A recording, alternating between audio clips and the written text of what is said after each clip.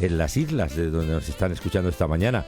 Allí uno de nuestros entrevistados en Menorca, nuestro buen amigo Rubén Gómez, pastor y el autor de este libro maravilloso. Y digo maravilloso porque es un libro interesante. Estarán de acuerdo con todo su contenido, ¿no? Pero les aseguro que despierta, suscita pasiones este libro. Ajakot Amé.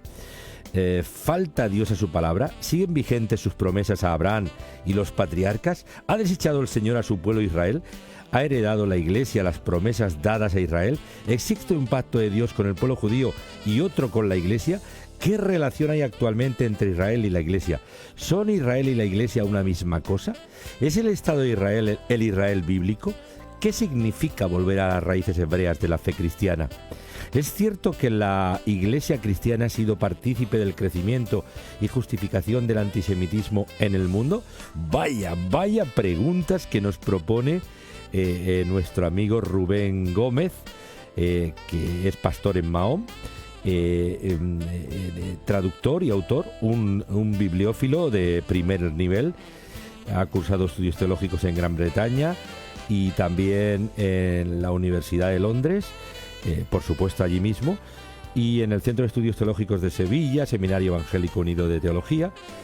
Bueno, entonces la verdad es que es un amante de la cultura hebrea, pero también es un auténtico investigador y la verdad es que a mí me gusta cómo escribe Rubén. Creo que es un libro que todos los que estamos afiliados a la fe cristiana, evangélicos, católicos y personas que estamos próximos a la fe cristiana, debemos de escuchar la entrevista de hoy. ¿Se acuerdan ustedes de aquel dicho que en el capítulo, quiero recordar, no sé si es en el 11 de Romanos, bueno, se reitera en varias escrituras del Antiguo Testamento, a Ajakot Amé y a Esaú aborrecí? Bueno, pues a partir de ahí él hace un discurso bíblico-teológico que es muy interesante, es porque pone en valor la importancia de Israel en los planes de Dios. Somos la Iglesia de Dios, gracias a Dios, bendito sea Dios por eso. Los que hemos creído en Jesucristo, que somos muchos, creído como hay que creer, no en plan nominativo, pero sí en el sentido de una fe viva. Pero la verdad es que hay algo más. Dios tiene en sus planes tiene a su pueblo Israel y no lo tiene tampoco guardado en un cajón de última hora. Bueno, pues vamos a ver qué cosas nos dice esta mañana el pastor Rubén Gómez, teólogo magnífico. Ajakot Amé, análisis bíblico, teológico e histórico del lugar de Israel en los planes de Dios. Esta mañana aquí en el Tren de la Vida. Pues señoras y señores, ya tenemos en línea directa, ahora a viva voz, a don Rubén Gómez. Es pastor en Menorca y vive allí. Fíjense qué buen sitio para vivir, sobre todo en este tiempo. Bueno, en este tiempo quizás está sobresaturado y a lo mejor tampoco es el más cómodo para los autóctonos, porque está masificado todo. Pero en cualquier caso, siempre es un sitio muy pintoresco y desde allí es un hombre muy proactivo en las redes y un ferviente defensor de las cosas que cree de una forma inteligente, de una forma audaz y además vehemente, como hay que defender lo que se cree. Ya les he dicho un poquito su currículum antes de este comienzo y vamos a hablar con él sobre esta publicación, Ajakot Amé. Es una producción de Tesoro Bíblico Editorial y ahí lo tenemos para que nos cuente, porque les recomendamos muy encarecidamente este libro. Buenos días, Rubén. Muy buenos días, Julio. ¿Qué tal? Bien, ¿cómo está el ambiente por Menorca? Pues muy bien. Oye. En mi despacho, en mi oficina, está perfectamente. Muy bien, muy bien. En este tiempo hay una sobresaturación, ¿no?, de turismo y todo esto. Pues sí, en la fecha estival suele ser la nota dominante, ¿no? Sí, de todas formas, yo vivo en un lugar muy tranquilito, donde tengo mi refugio.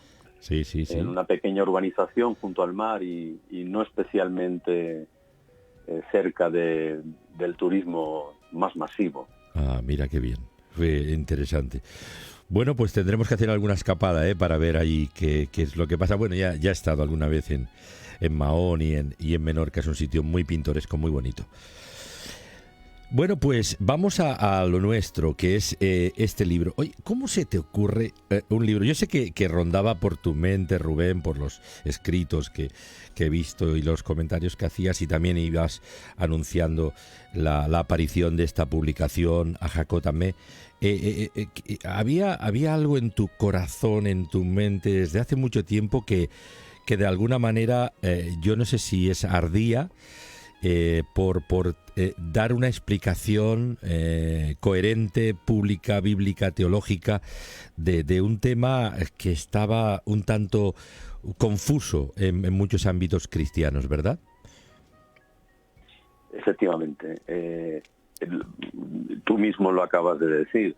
La motivación que me lleva a escribir es precisamente el estado de confusión en el que yo veo que se encuentra pues gran parte del mundo evangélico. Podríamos decir que cristiano en general, pero concretamente el mundo evangélico, que es en el que yo me muevo.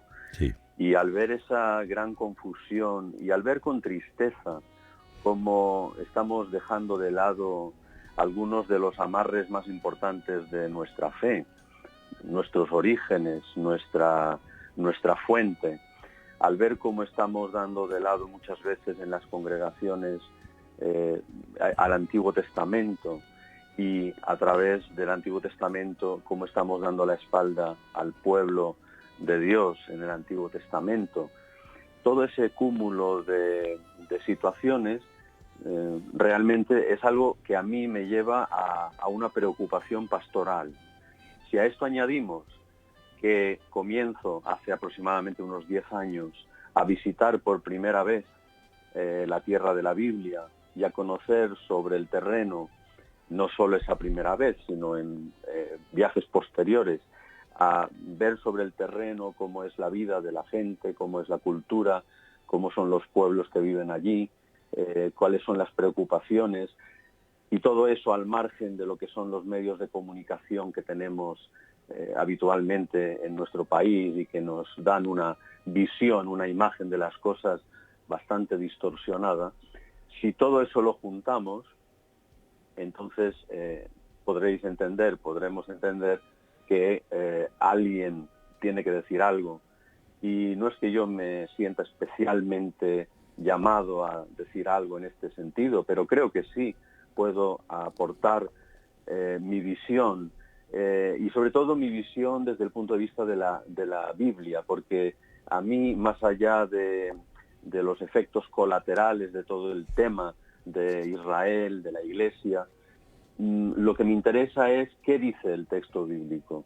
¿Estamos interpretando correctamente la Sagrada Escritura? Esa es realmente la preocupación, porque una correcta lectura de la Biblia nos va a llevar a una correcta práctica de nuestra fe, en nuestras iglesias, en nuestra vida cotidiana.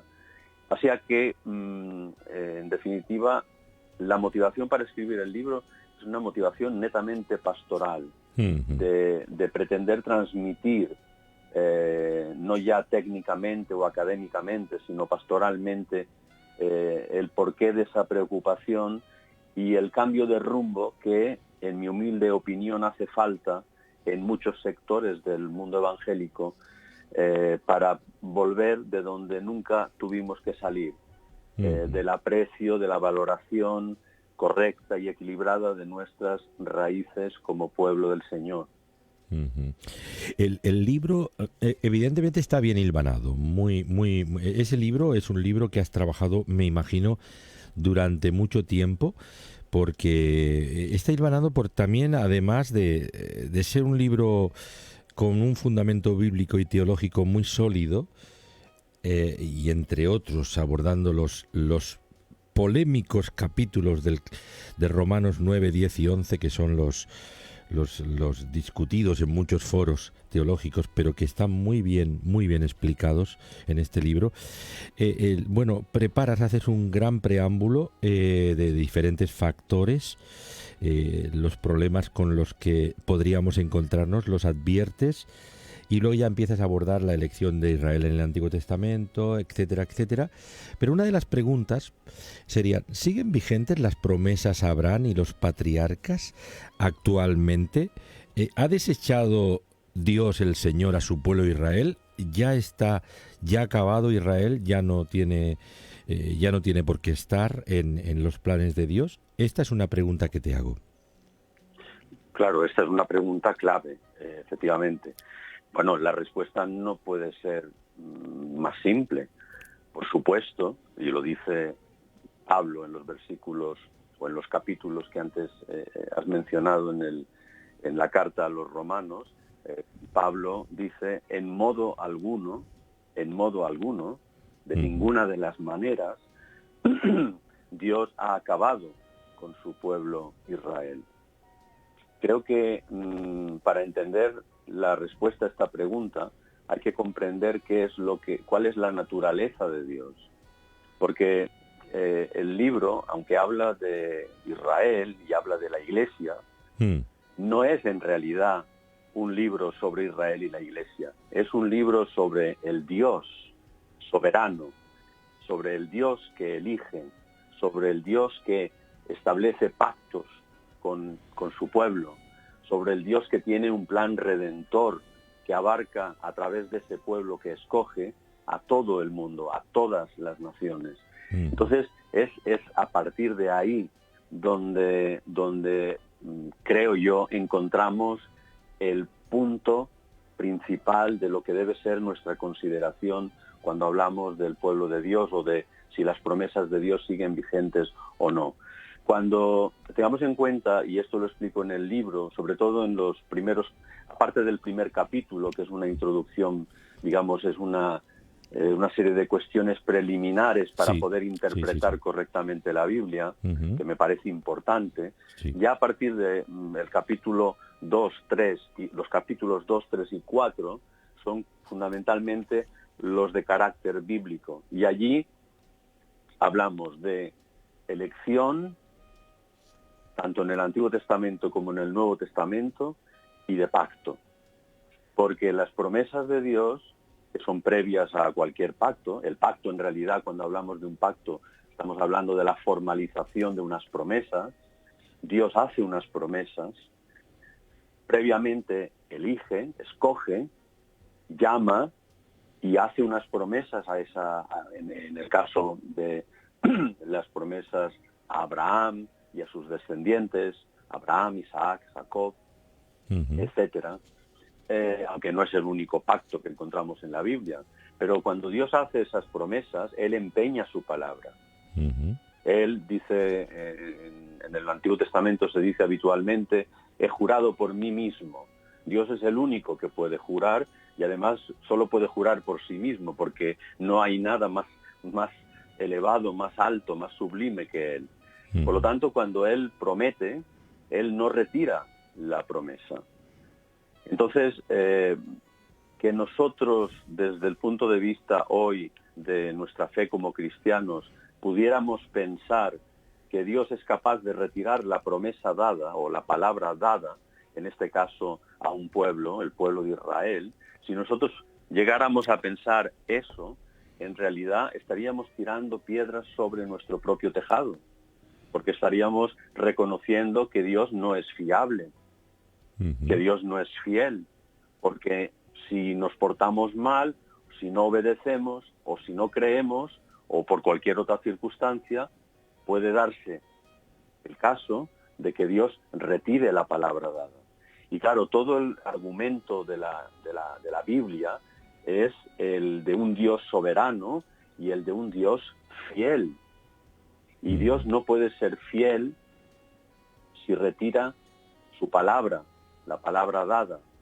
Y en ese sentido, pues naturalmente, yo creo que no se puede admitir, porque sería una forma defectuosa de ver el propio Evangelio, el mensaje bíblico.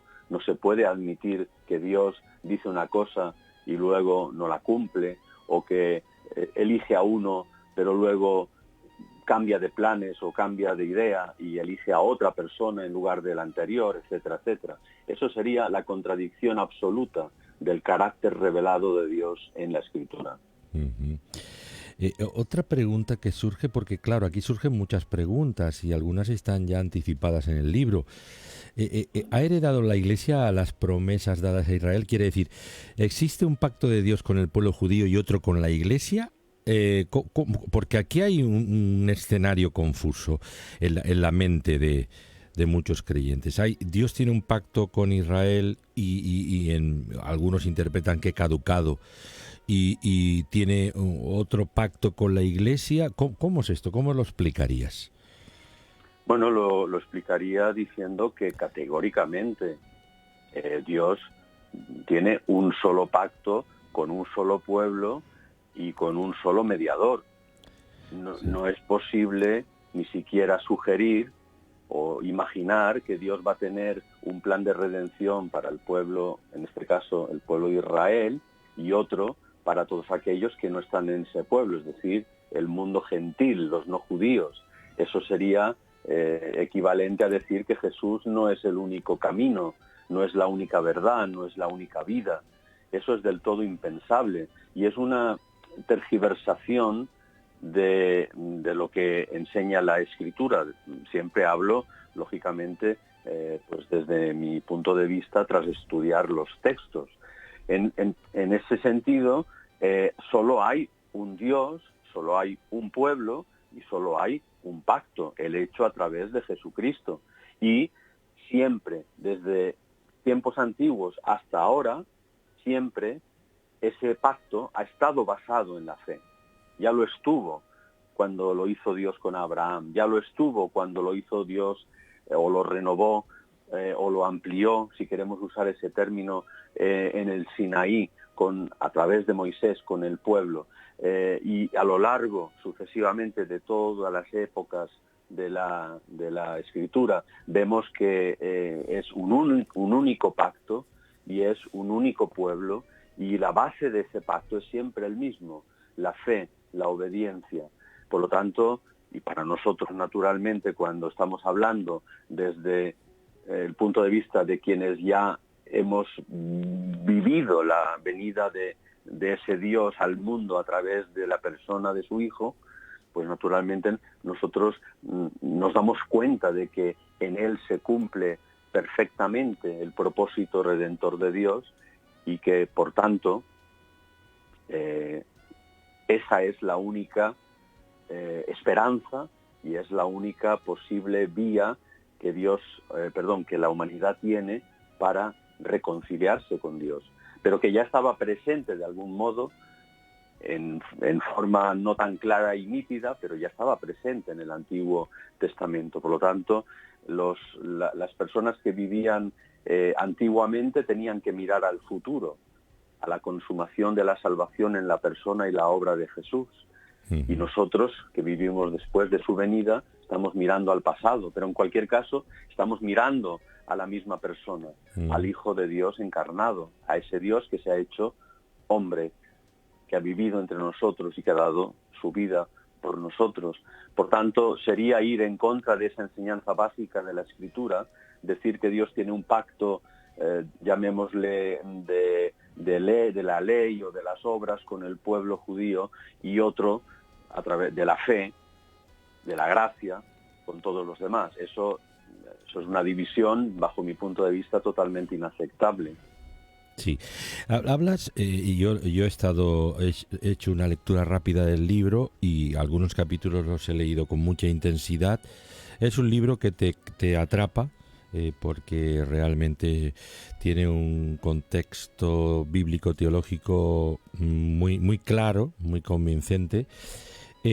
Hay algunas expresiones que usas, como me gustan, cuando hablas de la elección, cosa que el capítulo 9, 10 y 11 de Romanos es muy polémico. Ahí el calvinismo ha hecho un caballo de batalla con esto brutal en algunos casos. Pero tú dices, una de las expresiones que dices, además de la verdadera elección de Dios, que en su soberanía, por supuesto, se explica muy bien. Yo lo he interpretado siempre como un soliloquio del apóstol Pablo, teológico de la soberanía de Dios de alta magnitud, de soberbio, de un soliloquio teológico soberbio sobre la soberanía de Dios.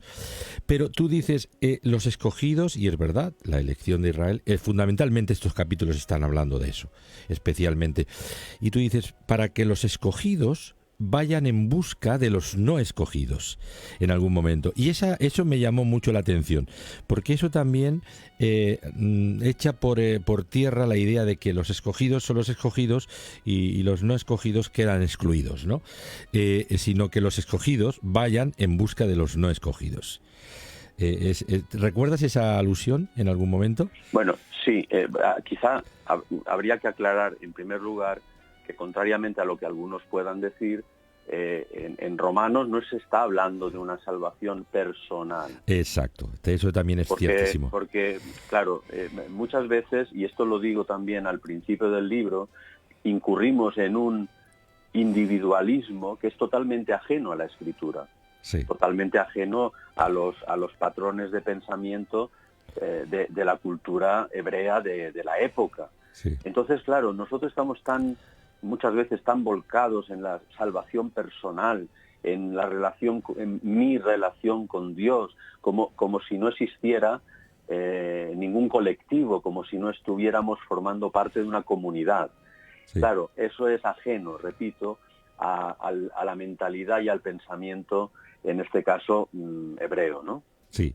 Por lo tanto, Pablo, que es judío hasta la médula, y eso es algo que debemos entender para también comprender cómo escribe, por qué lo hace y de qué manera lo hace.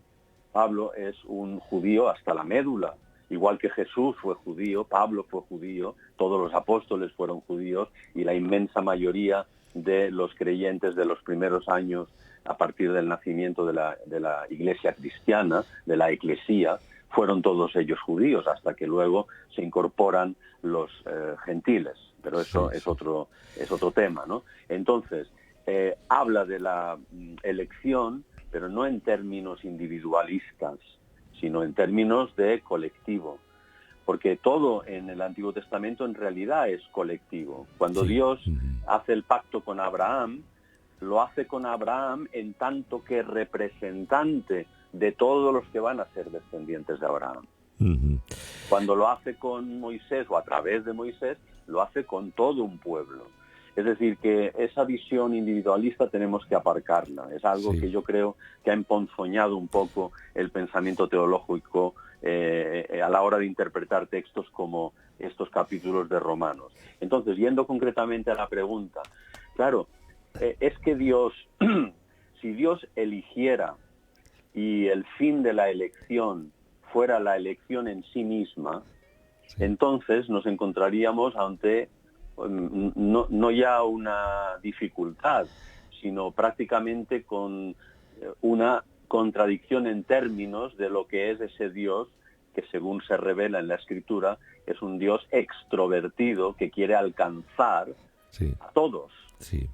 Por lo tanto, si la elección en sí misma la entendemos como un fin, estamos equivocándonos. La elección, como dicen algunos autores clásicos que haríamos bien en leer, la elección tiene como fin el servicio. Y ahí podemos entender por qué a través de los escogidos se va a alcanzar a los no escogidos. Dios elige ¿para qué? Para que le sirvamos. O sea, Dios elige a Israel ¿para qué? Para que Israel le sirva a sus propósitos redentores. Otra cosa es que en muchos momentos de su historia el pueblo de Israel pues hace como Jonás, que no quiere ir a Nínive ni por lo civil ni por lo criminal y que emprende rumbo en dirección contraria. Pero no, Dios lo que quiere es que su pueblo, que su escogido, como dice, y lo dice en singular pero refiriéndose a todo el pueblo, quiere que sea luz a las naciones, que que a través de ese pueblo los demás puedan ver el testimonio y ver la salvación y el poder de Dios. Ese es el propósito de la elección. Por lo tanto, la elección no es un fin, sino que es un medio para servir a ese Dios que llama, y a través de ese medio de la elección, yendo en obediencia al cumplimiento de la misión en el mundo, a las naciones.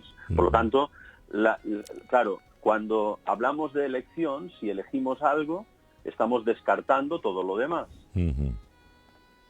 Pero, ¿acaso Dios no tiene un plan también para todo lo demás? Sí, pero a través de lo particular, a través de los elegidos. O sea, Dios actúa desde lo particular para alcanzar lo universal. Sí, no al revés. Me gusta ese planteamiento porque me parece más bíblico-teológico y más bien interpretado. Quizá aquí me implico, ¿no? Aunque soy el entrevistador, y si no fuera el caso, pues evidentemente siempre respetable. Pero personalmente discierno una claridad en la forma de interpretar que creo que es creíble para todos. Y porque fíjate, cuando yo leía a San Agustín acerca de los comentarios acerca de Romanos. Claro, San Agustín era maestro de retórica filosófica, luego, después de muchos avatares, se convirtió al Señor y fue uno de los grandes padres de la Iglesia. Luego, si lo enlazamos con Calvino, los veo muy influidos por la filosofía determinista de la época en la interpretación de estos textos. Entonces, claro, ahí es donde yo siempre me he encontrado un obstáculo diciendo esto es una interpretación filosófica grecolatina de la teología. Y entonces aquí veo una interpretación bíblico-teológica que es que el texto se interpreta a sí mismo a través de una reflexión, como tú estás diciendo. Esa es justamente la intención. En todo momento la intención no es tanto dar una opinión personal, respetable pero personal, sobre el tema, sino buscar con honestidad y con seriedad qué es lo que la Biblia dice y cómo lo dice con su propia voz, dejar hablar a la Escritura. Muchas veces, Julio, creo que estaremos de acuerdo en esto,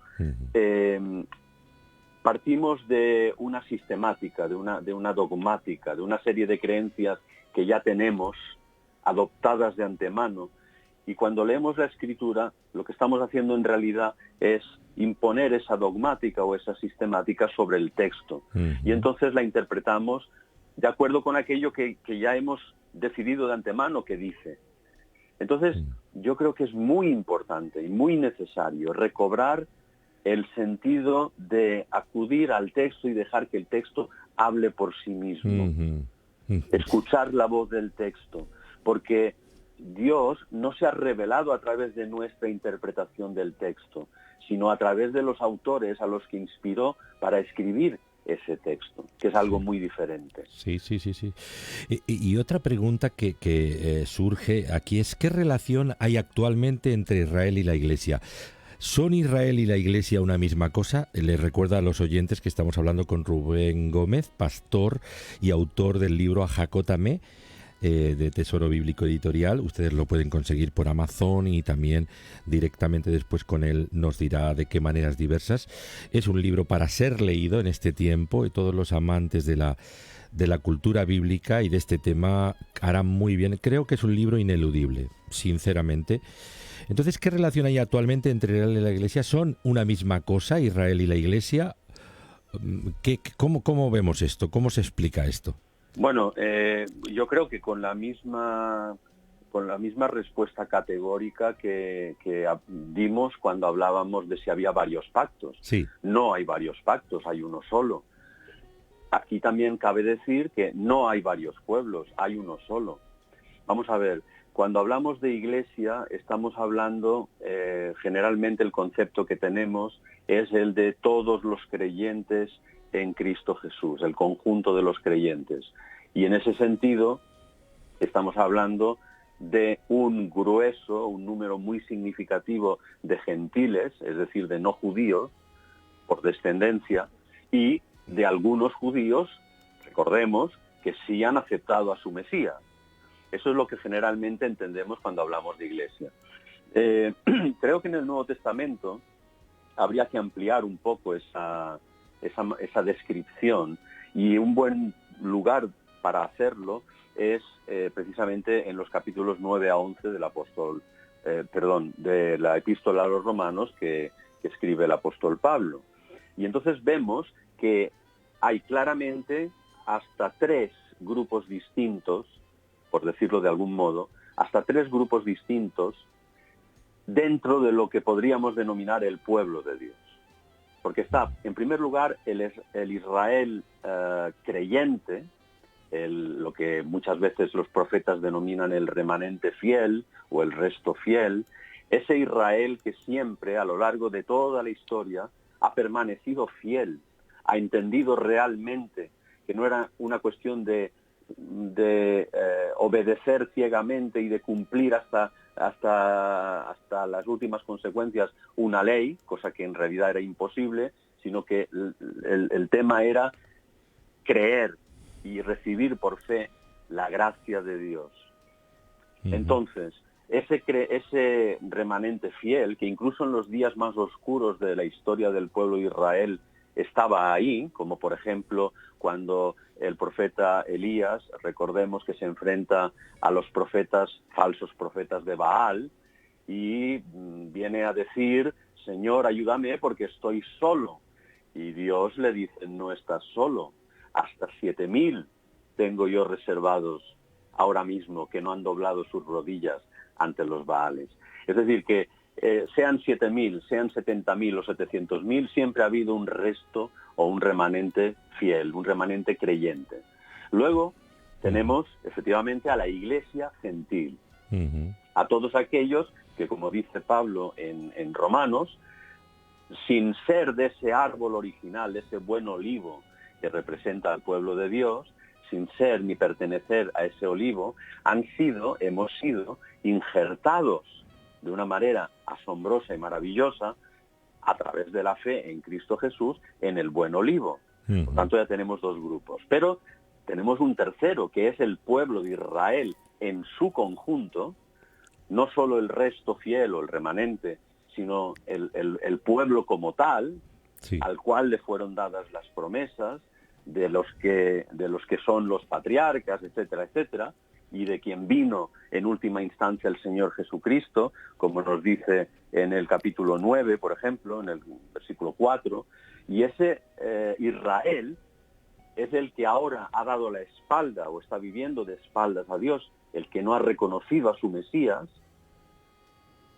Pero, como vemos en el capítulo 11 de Romanos, llegará un momento en que ese endurecimiento, que es un misterio, que no sabemos explicarlo a ciencia cierta, pero que está ahí, ese endurecimiento que es parcial, que es temporal, acabará cuando el conjunto de todos los creyentes gentiles hayamos finalmente sido injertados en ese árbol. Y entonces ese árbol constará de el remanente de Israel, de los gentiles, de la iglesia en ese sentido de iglesia gentil, y de todo ese Israel que de una manera muy significativa llegará un día postrero, que no es actual, que está en el futuro y no sabemos cuándo se va a producir, ese día en que todo Israel será salvo, como dice en el capítulo 11 en el versículo concretamente en el 26. Sí, el Israel de esa generación, de ese momento, habrá una conversión prácticamente nacional y internacional, porque el Israel de ese tiempo será salvo, y es evidente de que, y por lo que estás diciéndonos, Israel está presente absolutamente en los planes de Dios, y la pregunta que surge de aquí es, ¿es el Estado de Israel el Israel bíblico? ¿Qué significa volver a las raíces hebreas de la fe cristiana? Bueno, también, si me permites, como una cuestión previa, hay que decir que cuando hablamos del pueblo de Israel, no olvidemos que hay aproximadamente entre 14 y 15 millones de judíos en el mundo, es decir, sí, de los descendientes históricos del pueblo de Israel. Pero solo la mitad aproximadamente, o algo menos, está viviendo actualmente en lo que denominamos el Estado de Israel. sí, o sea, eso hay que tenerlo en cuenta, porque cuando estamos hablando del Israel no creyente o del Israel que no reconoce al Mesías, no estamos hablando solamente de los que viven en Israel, sino de todos los judíos que hay dispersos por muchos países del mundo, o por algunos países del mundo. Eso en primer lugar. Por lo tanto, son el pueblo de Israel, es el Estado de Israel actual, igual o lo mismo que el pueblo de Israel bíblico. Bueno, podríamos decir que es una parte, es una manifestación de ese Israel. No toda, no es toda la suma de todo Israel, pero sí es una parte de ese Israel, si bien una parte no creyente, en su mayoría. sí. Pero como vemos, eso es algo de lo que Dios se ocupará en su momento. Sí, y lógicamente que nosotros también tenemos una parte ahí que jugar, ¿no? Que no lo hemos mencionado, pero que es el provocar a celos a esa nación o a ese grupo mayoritariamente incrédulo, provocarle a celos, porque en definitiva lo que estamos diciendo es: nosotros que no conocíamos a vuestro Dios, que no conocíamos vuestras escrituras, que no teníamos ningún interés ni remotamente sabíamos que existiera ese Dios vivo y verdadero, resulta que hemos sido transformados, cambiados, hemos sido salvados por vuestro Dios, por fe en vuestro Mesías y creyendo vuestras escrituras. Y de esa manera, de algún modo, tenemos que despertar a celos, como dice también el apóstol, a ese pueblo incrédulo. Pero más allá de eso, por lo que me preguntabas, pues no es lo mismo, pero sí es una parte. No es lo mismo, pero sí es una parte. Quizá no el todo, pero sí una parte del Israel bíblico. A veces hay personas que dicen, bueno, vamos a ver, los actuales, porque, bueno, habría que decir primero, y no tenemos tiempo para todo, desde luego, pero habría que decir que se utilizan los términos de una manera muy poco rigurosa, porque a veces se habla de judío, israelita, israelí, hebreo, como si todo fuera exactamente lo mismo. Y ahí creo que en el pequeño glosario que aparece en el libro se hace un pequeño intento de describir adecuadamente qué significa cada uno de esos términos. Pero yendo a lo que preguntabas, el pueblo de Israel actual, los judíos actuales, es obvio que son los descendientes históricos, aunque no sean exactamente lo mismo que el antiguo Israel. Igual que tú y yo y muchos de los que nos escuchan somos iglesia cristiana, pero no somos exactamente igual que la iglesia apostólica. Muchas cosas han cambiado, pero sí somos los descendientes, históricamente hablando, de esa iglesia. Claro. También, por tanto, el pueblo de Israel actual, o los judíos actualmente, también son los descendientes históricos de ese Israel. Y en tanto que esto es así, pues se puede hablar de que es el Israel bíblico.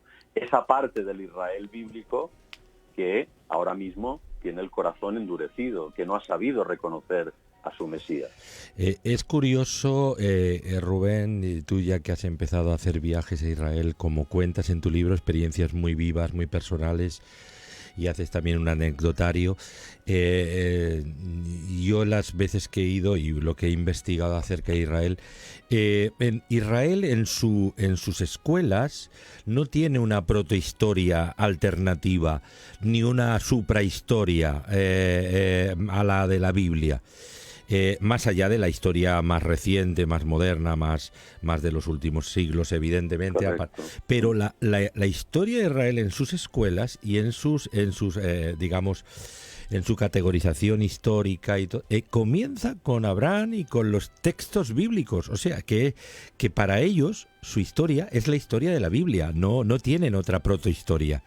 ¿Te has dado cuenta de eso? Que eso es muy importante destacarlo. Es decir, bueno, porque cuando tú vas a los análisis históricos de Israel, pues ves que te cuentan otra historia de sus orígenes. No. Te cuentan la historia de la Biblia. Claro, es que tengamos en cuenta cuando dice el apóstol Pablo, dice, ¿qué ventaja tiene ser judío? En su argumentación, en ese soliloquio que decías tú de Romanos, otra forma de expresarlo es que lo que hace son preguntas retóricas. Él ya sabe la respuesta, pero está haciendo un montón de preguntas retóricas. Y entonces, cuando va diciendo, bueno, no piensen los judíos que por ser judíos descendientes étnicos de Abraham o biológicos de Abraham, pues ya son salvos, ya lo tienen todo hecho, que no piensen eso. Pero luego, naturalmente, también compensa esas palabras para que los gentiles no se vengan arriba y digan, ¿lo veis? ¿Lo veis? Vosotros no tenéis ningún valor más allá que cualquiera de nosotros, y ese valor está en creer en Jesús, y se acabó. Pero el apóstol Pablo dice, ¿qué ventaja tiene ser judío? Pues mucha, y habla de que son los custodios de la palabra de Dios, ni más ni menos. Sí. Los custodios de la palabra de Dios, que de ellos viene, que de ellos son las promesas, los patriarcas, los pactos, y en última instancia que de ellos procede el bendito Señor Jesucristo. O sea, toda arrogancia o toda tentación a mostrar una cierta superioridad sobre el judío por parte del gentil está de más, no tiene ninguna base, ¿verdad? Como no la tiene tampoco pensar que porque supuestamente se cumple la ley, pues entonces se va a tener ventaja sobre el que vive por gracia. Uh-huh. Dicho esto, sí. Claro que tienen dicho esto, es impensable, como algunos quieren hacernos ver, decir que, bueno, pues Israel simplemente, que eso es lo que yo veo en muchas iglesias, ya es como un pueblo más, ya es como los tailandeses, como los nicaragüenses, como los franceses. Bueno, tú mismo lo acabas de decir. Sí. Lo que ellos tienen no lo ha tenido nadie. Sí. La revelación que han recibido no la ha recibido nadie. El llamamiento que Dios ha hecho sobre ellos, la misión que les han encomendado y tantas cosas no lo ha tenido nadie. Ellos son un pueblo especial. Entonces, nosotros, como gentiles, de lo que deberíamos estar tremendamente agradecidos es de que Dios nos ha permitido compartir con ellos esas bendiciones. Es decir, por la fe, al haber sido injertados, como decía yo antes en esa imagen bonita, preciosa del buen olivo, al haber sido injertados, hemos sido invitados por derecho propio, no hubiera ocurrido, pero por la fe en Jesucristo hemos sido hechos coherederos juntamente con ellos de las promesas. Por lo tanto, ahí es donde yo veo muchas veces cuando se habla de elección, que pensamos, bueno, la elección nos parece muy bien cuando los elegidos somos nosotros. Pero cuando los elegidos son otros, ya no nos parece tan bien. Ya hemos tocado ese tema, es decir, la elección no es un fin en sí mismo, por lo tanto, es imposible acusar a Dios de parcialidad, de arbitrariedad, porque la elección no queda en unos cuantos elegidos, sino que a través de ellos ha de alcanzar al mundo. Sí. A todos. Claro, y de ahí podríamos conectarlo perfectamente esta reflexión que estás haciendo con Hechos capítulo 10, la universalización de la salvación, cuando Pedro recibe la visión de aquel lienzo y que ya le está diciendo, está rompiendo sus paradigmas, ¿no? También como queriendo decir, esto va más lejos de mi pueblo Israel, va para mi pueblo, pero va para todos. Claro, es totalmente cierto, pero no olvidemos una cosa, Julio, si me permites, sí, claro. Y es que la universalización de la salvación ya se encuentra en el Antiguo Testamento. Sí, o sea, es que no lo han hecho bien. No han hecho bien el trabajo que se suponía que debían llevar a cabo. Uh-huh.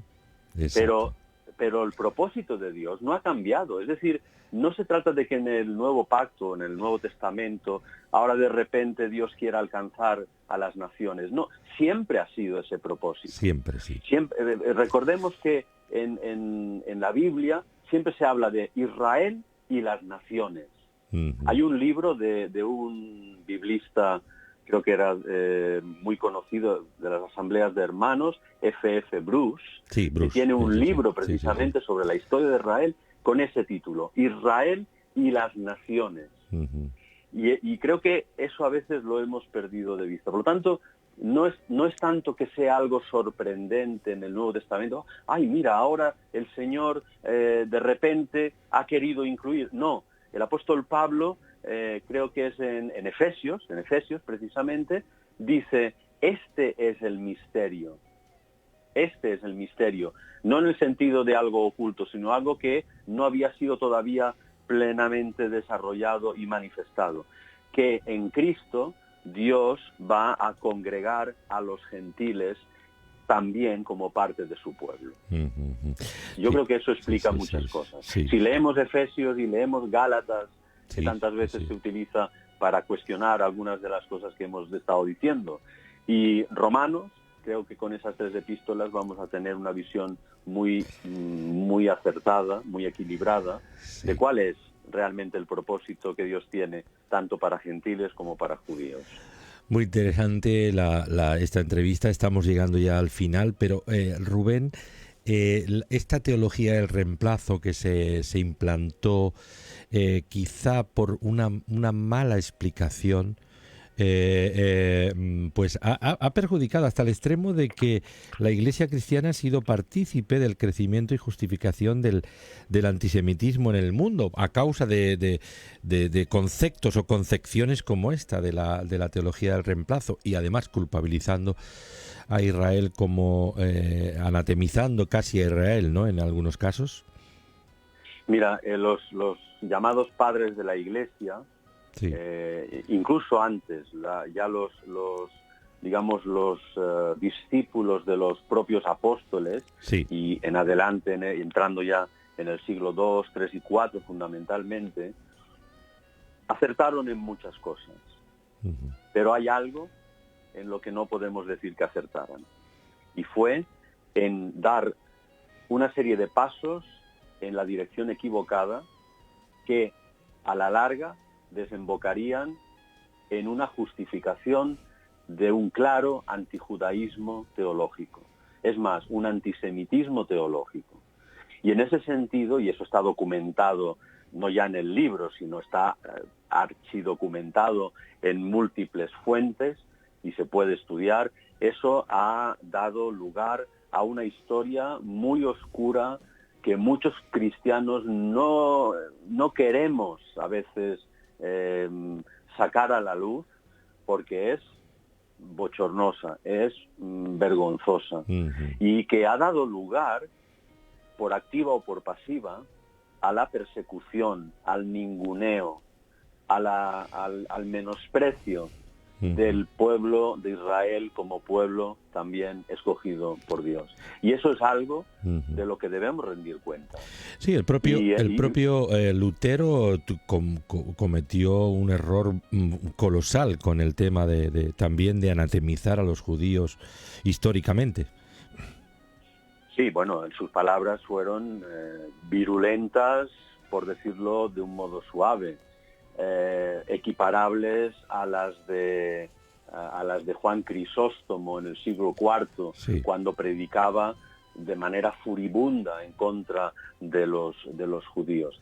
Repito, muchas de las enseñanzas de los padres de la Iglesia son preciosas y nos ayudan a entender el desarrollo de la doctrina cristiana, pero también hay cosas, y esa es una de ellas, en las que dieron pasos en falso. Y haríamos muy bien, como se hizo a partir del siglo XX, después de la Segunda Guerra Mundial, haríamos muy bien en tomar las medidas adecuadas para que todas las confesiones cristianas pasemos de dar carpetazo a la teología del reemplazo, de dar carpetazo a lo que un historiador francés llamado Jules Isaac llamaba la enseñanza del desprecio.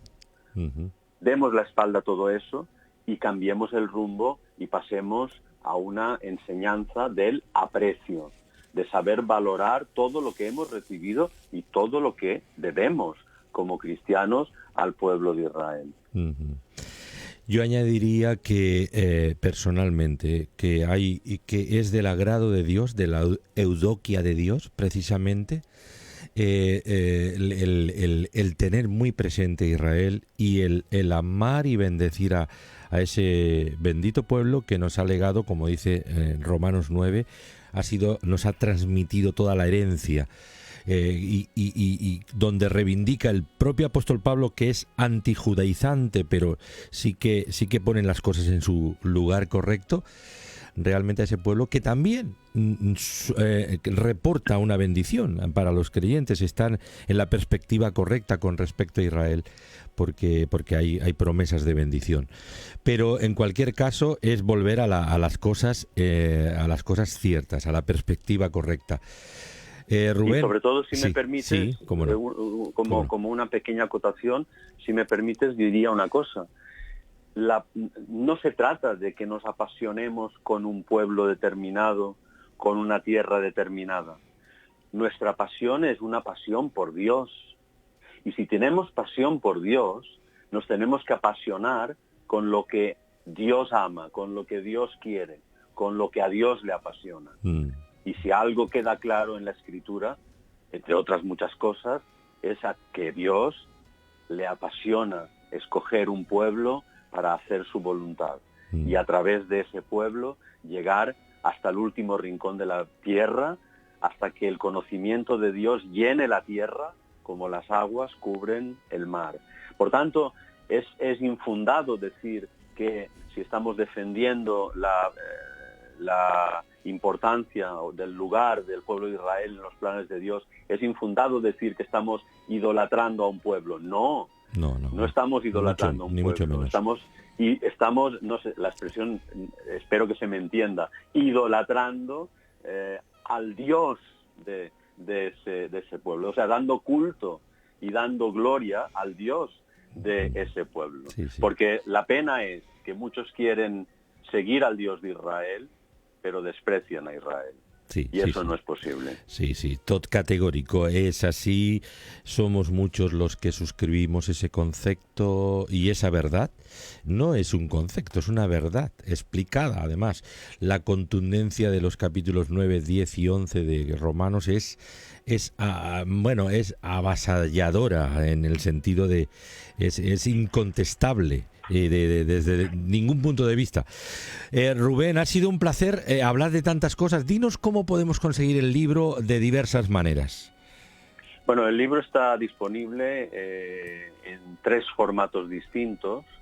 Uno es en formato de software bíblico, a través del software bíblico de Logos, y por tanto se puede conseguir, en breve va a estar disponible. Hasta ahora estaba en preventa, pero ya va a estar disponible en un plazo breve a través de Logos, para el software bíblico Logos, insisto, y luego en formato para Kindle y en formato impreso se puede conseguir a través de las tiendas de Amazon, a través de cualquier web de Amazon, Amazon España, cualquier web de Amazon en Europa o en Estados Unidos, se puede conseguir tanto en formato digital como en físico, en papel.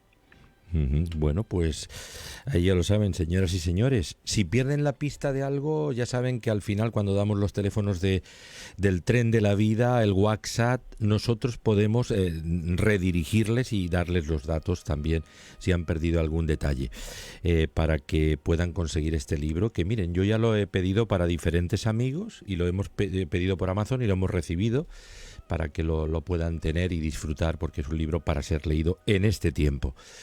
Querido Rubén Gómez, allí desde Menorca, pastor y escritor de ese magnífico libro Ajacotamé, de Tesoro Bíblico Editorial, y bueno, esperamos que... Yo te veo con más tema, percibo que tienes más tema que dar, ¿eh? y entonces, bueno, pues seguiremos hablando seguramente en otro momento. Rubén, te mando un abrazo muy afectuoso. Muchísimas gracias. Gracias Gracias a ti. Gracias. Gracias, Rubén. Hasta Bendiciones. siempre. Adiós. Adiós.